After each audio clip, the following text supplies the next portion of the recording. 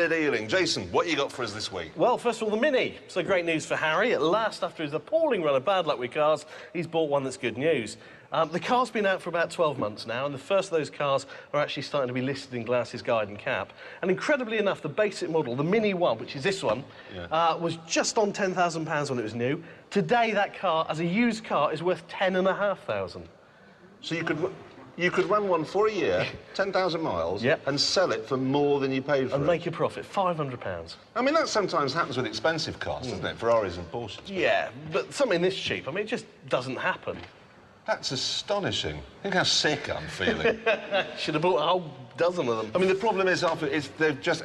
the same thing's happening in America. They've just shipped 20,000 over there. They sold that in... Well, 15 minutes. I mean, you know, gone. Ridiculous. All gone, yeah. It really has been a success. What else is there? Well, Subaru. Everybody knows the Impreza Turbo.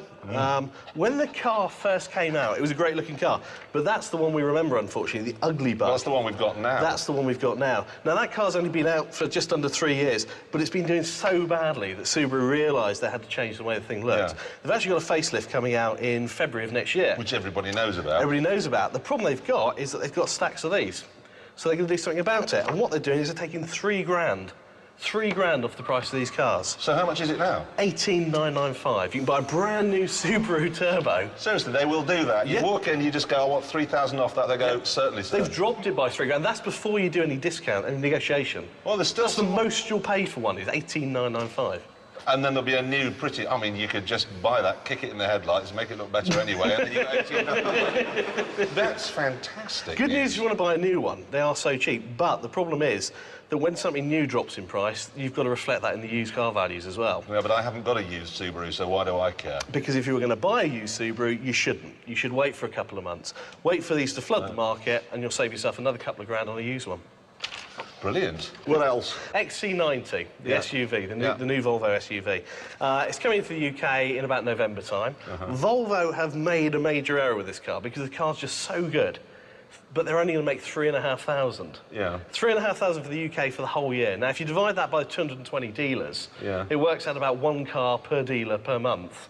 Which is nowhere near enough. Which is nowhere near enough. I was talking to someone from Volvo the other day, and he said, well, I think we're only going to make 50,000. I just thought, I can't believe that, because they've got a Volvo, pretty popular, make it an off-road car, well, sort of off-road car, and that's really doubly popular. And then they're going to put 7 seats in it, 3 rows, still space behind for a Labrador, or any other sort of Sloaney dog. And then they've got TVs in the back, they've got separate hi-fi, so you can listen to tapes in the middle seats and stereo and radio in the front. And then they said, I don't think we'll sell many of those, even though it's £12,000 less than an X5.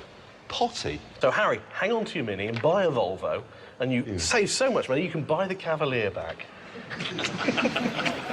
Mazda have made precisely 2 interesting cars in recent years. The MX-5, which is a sports car for girls and blokes who like ABBA, and the RX-7, which was good but a bit daft. So news of a new Mazda sports saloon, is hardly going to excite anyone outside of the Frimley Green Bowls Club, is it?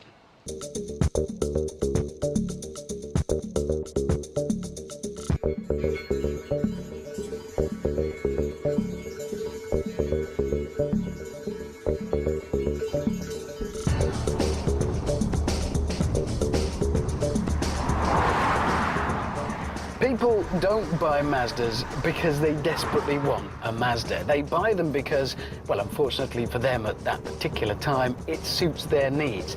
In that sense, Mazdas are like sink plungers. You don't really want one, but sometimes you just gotta have one.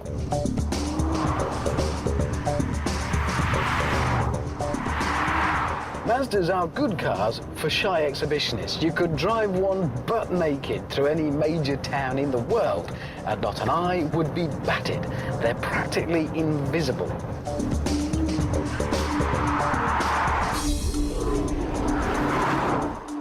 The Mazda 6 needed an image, so it got one, and it looks fantastic.